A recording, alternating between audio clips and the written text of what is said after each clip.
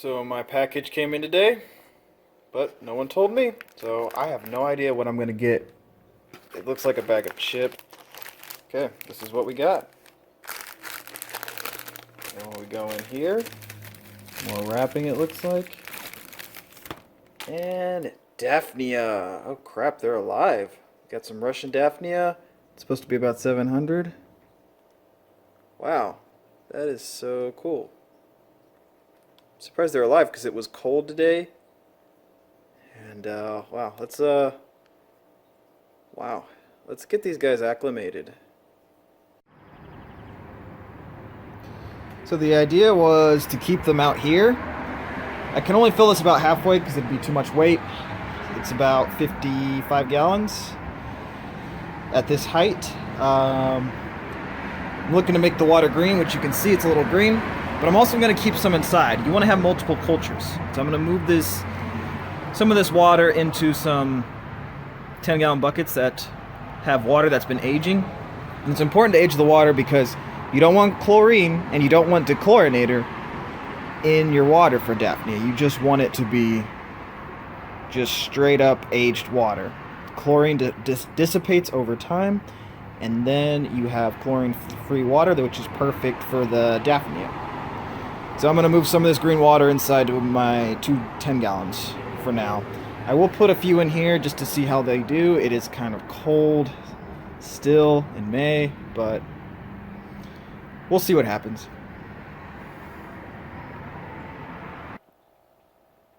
It's beautiful, beautiful. Yeah, it can kind of look gross, but this is good for Daphnia. They love green water. They also like to have the bacteria in the water as well. When I say bacteria, I mean like a bacterial bloom in the water column where the water looks like hazy and not clear. I've read somewhere that they actually feed on that. But yeah, look at these guys. This is like really good food for fish. They're also very tolerant of ammonia, like way more tolerant of ammonia than aquarium fish are. The big thing is just the dechlorinator and chlorine. Those are the big things that kill these guys. So I'm gonna go over feeding now.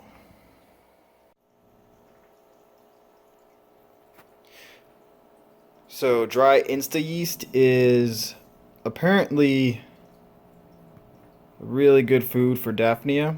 You would just take a little bit of the powder, just very little amount, mix it in a shot glass till it's milky, and then make the tank milky. And every other day they should clear up by eating all the yeast or whatever the yeast produces. This was about $3. It's going to last a long time. You can leave it in the fridge or the freezer, seal it, keep it fresh. Some people use the powder for like the muscle milk, those kinds of things, and they swear by it. I'm not sure about that. Another thing people use is spirulina powder to make the water green, and that apparently is very good. And some people do a mixture of all three. Some people do the soy powder as well. But I've read somewhere that you get a good yield from using yeast. But the yield is not everything, because you also want to have vitamins in there. Now, Daphnia are pretty good with protein. It also is good that their shells can help with digestion as well.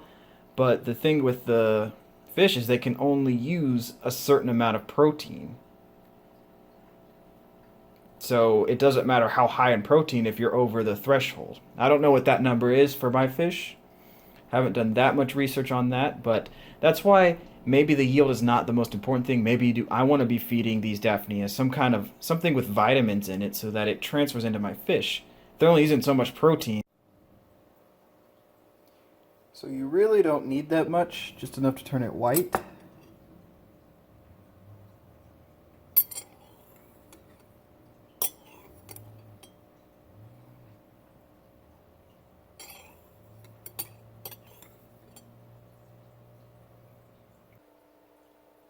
Might be a little too much, but we'll see how it goes.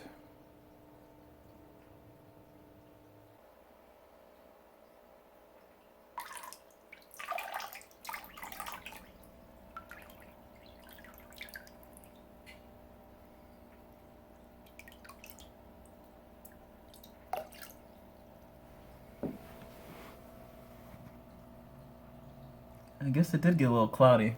Maybe that was enough. I guess my experience was with like a 2 to 3 gallon tank, so I wasn't sure how much to put in. But you just want it nice and cloudy, which it already is kind of cloudy. So, you know what? That might be plenty. I'm gonna do a little bit less in this one.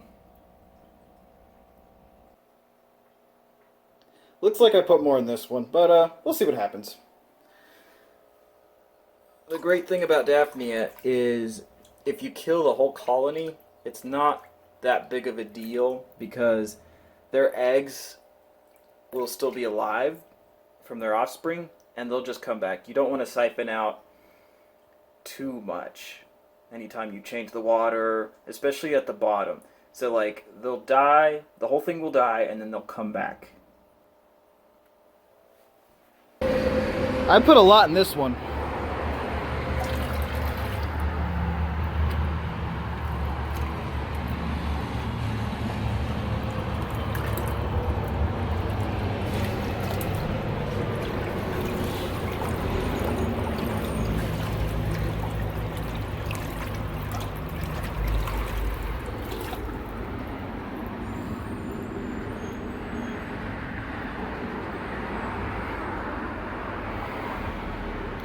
I guess it was already really cloudy.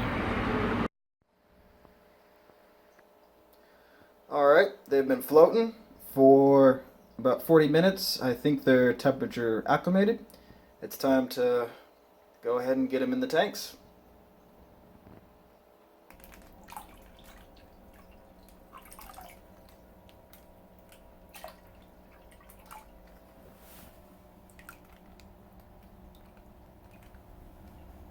The rest of these are going to go outside.